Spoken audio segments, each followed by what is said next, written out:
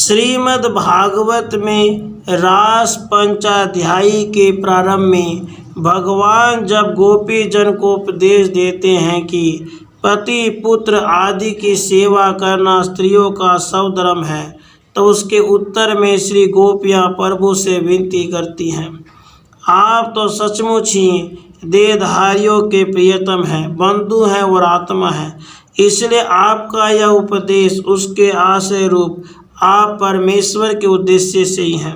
इसलिए प्रभु की सेवा करना हमारा जीव मात्र का स्वधर्म है। पति पुत्र आदि की सेवा तो सही संबंध के कारण ही की जाती है, आत्मधर्म या भगवत धर्म के नाते नहीं। इसलिए जो लोग देह और इंद्रियों का भोग नहीं चाहते वे भगवान से प्रीति करते हैं, क्योंकि समष्टि रूप भगवान के लिए जो कर्म किए जाते हैं वे ही कर्म भगवान सबके आत्मा हैं, इस कारण व्यष्टि रूप जीव के लिए हो जाते हैं। भगवान श्रेष्ठ हैं, इसलिए सर्वधर्म भगवान में सिद्ध है, इस कारण धर्मी रूप में भगवान की ही सेवा करनी चाहिए।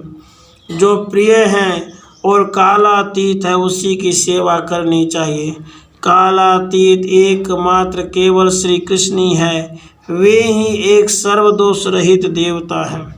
इसलिए श्री कृष्ण की ही सेवा करना भक्ति शास्त्र का निष्कर्ष है। इसी कारण श्री वल्लभाचार्य जी पुष्टि मार्ग का विधान करते हैं। पुष्टि भक्ति में सुदृढ़ स्नेह ही प्रधान है। आत्मभाव से जब जिसके ऊपर भगवान कृपा करते हैं तब वह पुरुष लोक और वेद में निष्ठा वाली बुद्धि का त्याग कर देता है। इस शास्त्र वाक्य के अनुसार वेद में निष्ठा वाली मर्यादा भक्ति की अपेक्षा पुष्टि भक्ति भिन्न है, यह स्पष्ट ज्ञात होता है। केवल भजन ही भक्ति नहीं है, बल्कि जिसमें प्रियत्व ही प्रयोजन होता है वही भक्ति है। भक्ति शब्द में 3 प्रत्यय प्रियत्व का ही सूचक है। श्रीमद् भागवत के वचनों में प्रयुक्त भाव शब्द का अर्थ भक्ति ही है। भाव का अर्थ है देवादि विषयक रति, रति शब्द का अर्थ है स्नेह। इसी कारण सा परानुरक्तिरीश्वरे आदि सूत्रों में शांडिल्य आदि मुनियों ने प्रभु में निरतिशय स्नेह को ही भक्ति के नाम से पुकारा है, और इसी कारण पुष्टि भक्ति में स्नेह का ही प्राधान्य है। पुष्टि भक्ति में महात्म्य ज्ञान की अपेक्षा भगवत अनुग्रह ही विशेष नियामक है। भगवान पुष्टि भक्तों को कृतार्थ करने के लिए बाल भाव, पुत्र भाव, सखा भाव आदि की लीला करते हैं। यदि भक्त में महात्म्य ज्ञान हो तो तत्भावों की लीला नहीं हो सकती। इसलिए भगवान स्वयं कर्तुम अकर्तुम अन्यथा कर्तुम समर्थ होने के कारण भक्त के अंदर महात्म्य ज्ञान का भी तिरोभाव कर देते हैं। भगवान के जन्म के समय देवकी जी ने स्तुति करते हुए भगवान के काल को भी काल कहा है, और इस प्रकार भगवान के महात्म्य ज्ञान का वर्णन किया है। परंतु भगवान को उनके अंदर मातृभाव स्थापित करना है, इसलिए दूसरे क्षण आप देवकी जी के हृदय में महात्म्य ज्ञान को तिरोहित और स्नेह भाव को उद्धत कर देते हैं। तब देवकी जी स्तुति करती है, तुम्हारे जन्म का पता कंस को न लग जाए, वह कोई अनर्थ न कर बैठे। यशोदा जी के प्रसंग में भी आप उन्हें अपने श्रीमुख में ब्रह्मांड का दर्शन कराते हैं और उस महात्म्य ज्ञान को तुरंत अन्यथा करके पुनः पुत्र भाव स्थापित कर देते हैं। इस प्रकार का अनुग्रह ही पुष्टि है। माता यशोदा जी ब्रह्मांड के नायक को रस्सी से बांधने की चेष्टा करती है, परंतु प्रभु अपने को बंधाते नहीं। पीछे माता की दीन अवस्था देखकर कृपा से बन जाते हैं। इसलिए प्रेम लक्षणा पुष्टि भक्ति में भगवान का अनुग्रह ही नियामक है, काल आदि नियामक नहीं, स्पष्ट हो जाता है। और यहाँ प्रभु ही बाधक नहीं होते, क्योंकि जो कृपा करने आता है वह कृपा क्यों करेगा। जिसमें प्रभु के सुख का ही मुख्य विचार है वही पुष्टि भक्ति है। पुष्टि भक्त को भगवान कृपा करके अपने स्वरूप का दान करते हैं। इसलिए ऐसे कृपा पात्र जीव का कर्तव्य है कि वह भगवान की सेवा ही करे। प्रभु के सुख का विचार करना ही पुष्टि भक्ति है। प्राथमिक दशा में भक्त अपने देह, इंद्रिय और द्रव्य का भगवान में विनियोग करता है और इसके द्वारा बहुत अंशों तक अपनी अहमता और ममता को दूर करता है। जैसे जैसे भगवत स्वरूप के प्रति उसका भाव बढ़ता जाता है, वैसे वैसे उसका मन भगवान के ही उत्सवों में मग्न होता जाता है। उसको प्रभु के उत्सव में बाह्य पदार्थों का विस्मरण हो जाता है। इसको मानसी सेवा कहते हैं। चेतस्त परवणम सेवा, चित्त भगवान में, भगवान की परिचर्या में, भगवान की लीला में तल्लीन रहे, इसी का नाम सेवा है।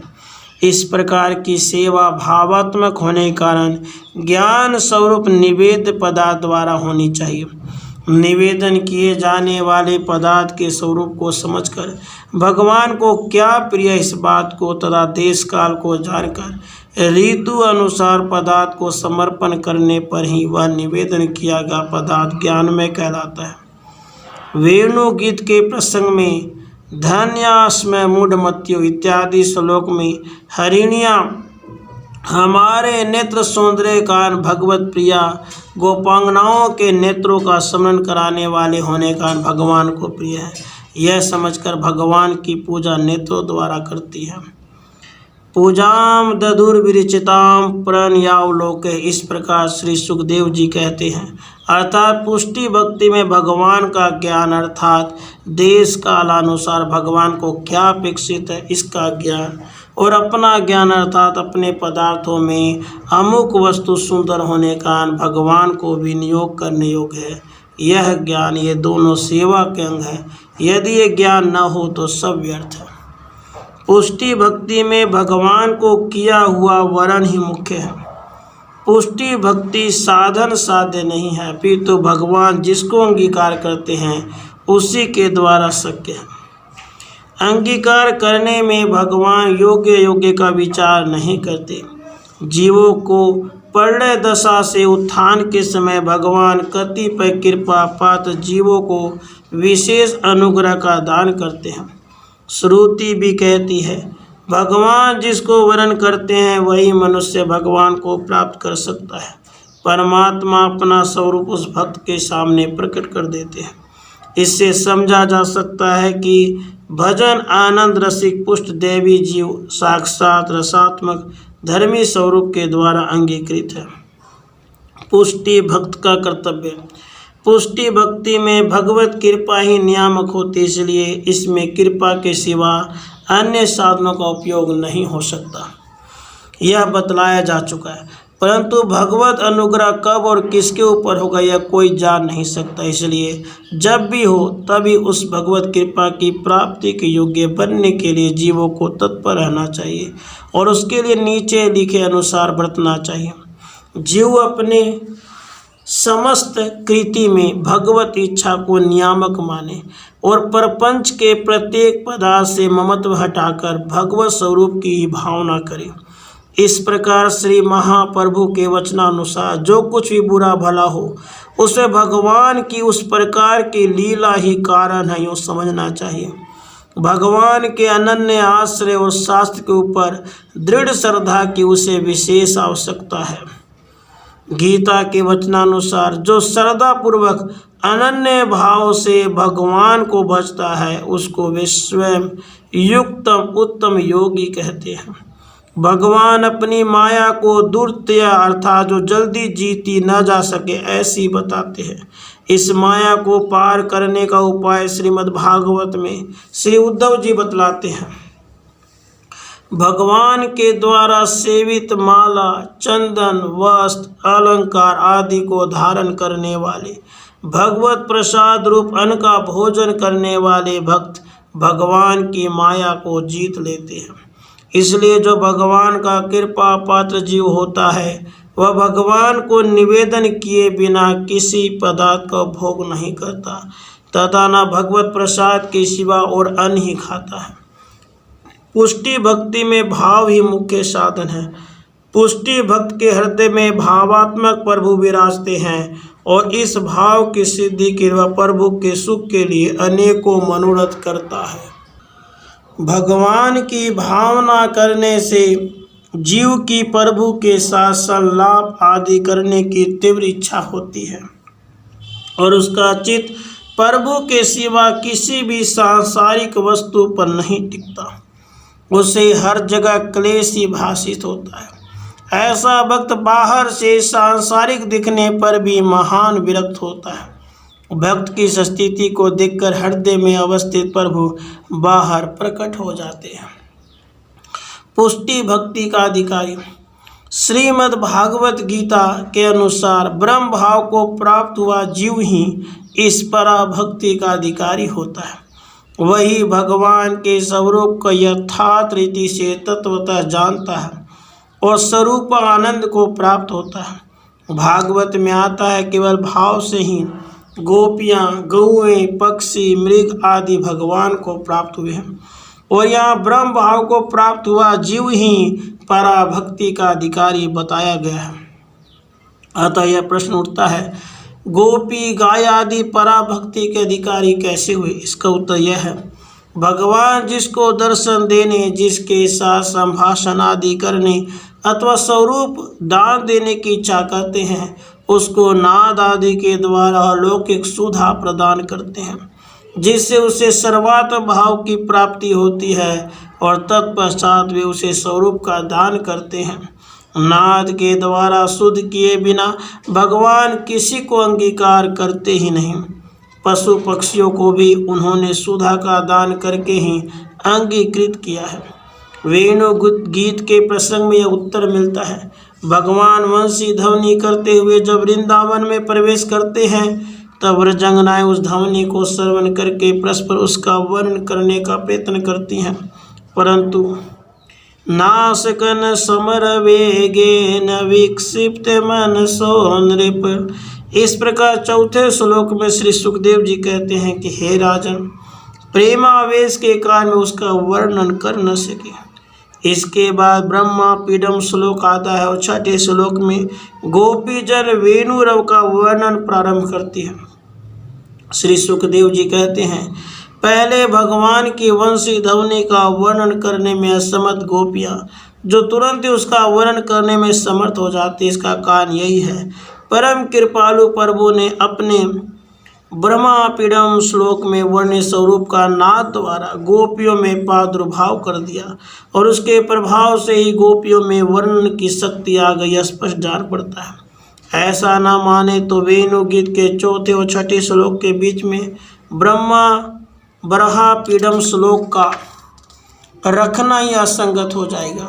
भगवान जिसको स्वरूपानंद का दान करने की इच्छा करते हैं उसको इसी प्रकार अलौकिक दान के द्वारा ब्रह्म विद्या प्रदान करते हैं और फिर उसको अंगीकार करते हैं। यही यहाँ अनुग्रहित जीवों का ब्रह्मष्टित्व है। पुष्टि भक्ति शास्त्र किसके लिए है?